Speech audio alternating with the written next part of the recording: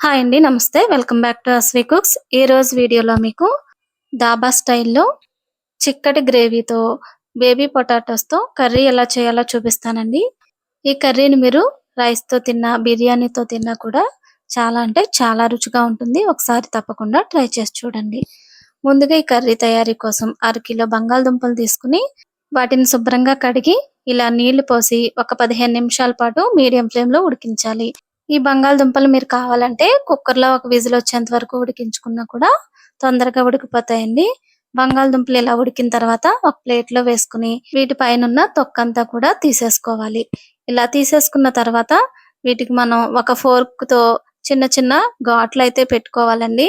ఇలా ఘాట్లు పెట్టుకోవడం వల్ల ఈ దుంపలకు ఉప్పు, కారం కూడా చాలా చక్కగా అయితే పడతాయండి. ఇలా పెట్టుకున్న వాటిని పక్కన పెట్టుకుందాము. ఇప్పుడు మిక్సీ జార్ తీసుకొని 2 మీడియం సైజ్ టమాటాల్ని చిన్న ముక్కలుగా కట్ చేసుకుని వేసుకోండి. అలాగే 2 పచ్చిమిరపకాయలు, 5, 6 జీడిపప్పులను కూడా వేసి మెత్తని పేస్ట్ లా చేసుకోవాలి. ఇలా పేస్ట్ చేసుకున్న దాన్ని పక్కన పెట్టుకుందాము. ఇప్పుడు స్టవ్ పై బాండీ పెట్టుకుని కూరకు సరిపడా నూనెనైతే వేసుకుందాం. ఈ కర్రీకి కాస్త నూనె ఎక్కువే పడుతుందండి. నూనె ఇలా వేసిన తర్వాత కొంచెం వేడెక్కగానే ఇలా ఘాట్లు పెట్టుకున్న పొటాటోస్ అన్ని వేసుకోవాలి.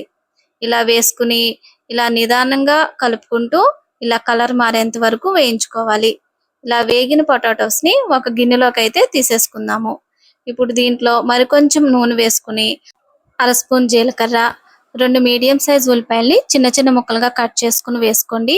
వీటిని ఇలా కలర్ మారేంత వరకు వేయించుకోవాలి. ఇప్పుడు 1 స్పూన్ వరకు అల్లం వెల్లుల్లి పేస్ట్ వేసి పచ్చివాసన పోయేంత వరకు వేయించండి.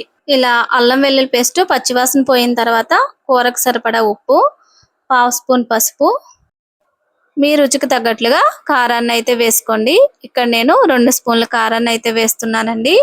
ఇప్పుడు అర స్పూన్ ధనియాల పొడి, అర స్పూన్ గరం మసాలా పొడి వేసి ఒకసారి బాగా కలపండి.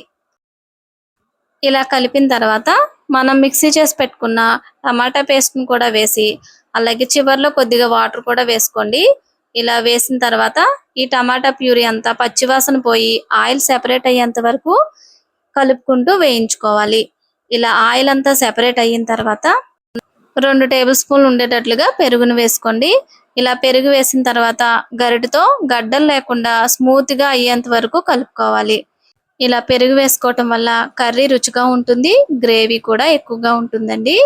ఇలా పెరుగంతా బాగా కలిసిన తర్వాత ఒక అర గ్లాస్ వరకు నీళ్ళను వేసుకోండి.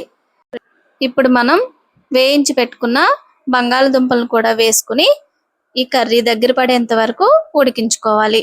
ఒక 10 నిమిషాల పాటు మీడియం ఫ్లేమ్ లో ఉడికించుకుంటే సరిపోతుందండి. ఇలా ఆయిల్ సెపరేట్ అయిన తర్వాత చివర్లో కొద్దిగా కసూరి మేతి వేసి స్టవ్ ఆఫ్ చేసుకుంటే ఎంతో రుచికరంగా ఉండే బేబీ పొటాటో కర్రీ రెడీ అయిపోయినట్లేనండి. ఒకసారి మీరు తప్పకుండా ట్రై చేసి చూడండి.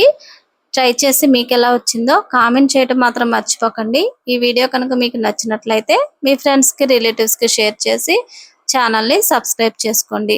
మరొక మంచి రెసిపీతో మళ్ళీ కలుసుకుందాం. Thank you for watching.